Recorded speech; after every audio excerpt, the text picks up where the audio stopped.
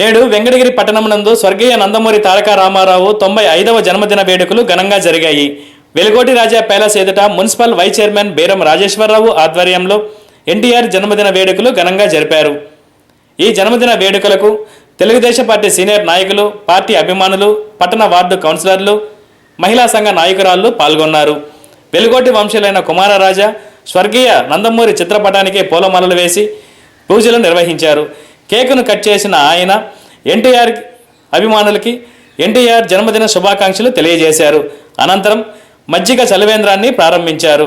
వెంటనే ఎన్టీఆర్ జన్మదిన బైక్ ర్యాలీలో పాల్గొన్న కుమారరాజా ప్రాథమిక ఆరోగ్య కేంద్రంలో రోగులకు పండ్లు పంచి ఎన్టీఆర్ జన్మదిన శుభాకాంక్షలు తెలియజేశారు.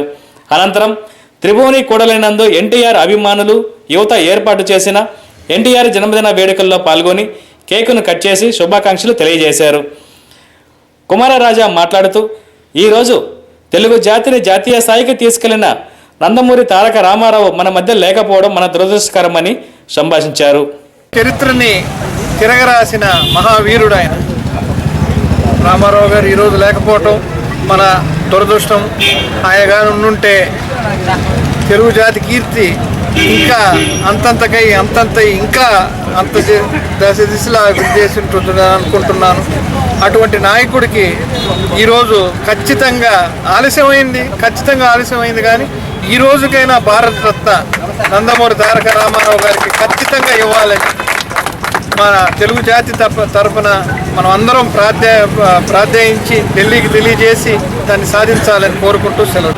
అన్న నందమూరి తారక రామారావు గారి 95వ జయంతి సందర్భంగా వాడవాడల తెలుగుదేశం మహానాడు మాదిర ఎప్పుడైతే 27, 28, 29 తేదీల్లో మన రాష్ట్ర తెలుగుదేశం పార్టీ మహానాడు జరుపుకుంటుందో అన్న పుట్టినరోజు వేడుకల నుంచి అదే రకంగా వెంకటగిరి టౌన్లో కూడా దగ్గర ముందు ఒక దగ్గర భారీ ఎత్తున అభిమానులు, కార్యకర్తలు, తెలుగుదేశం పార్టీ కుటుంబ సభ్యులందరూ, కౌన్సిలర్లు, నాయకులందరూ కూడా పాల్గొని ఉత్సాహంగా అధిక సంఖ్యలో ఆ కార్యక్రమాన్ని నిర్వహించడం జరిగింది.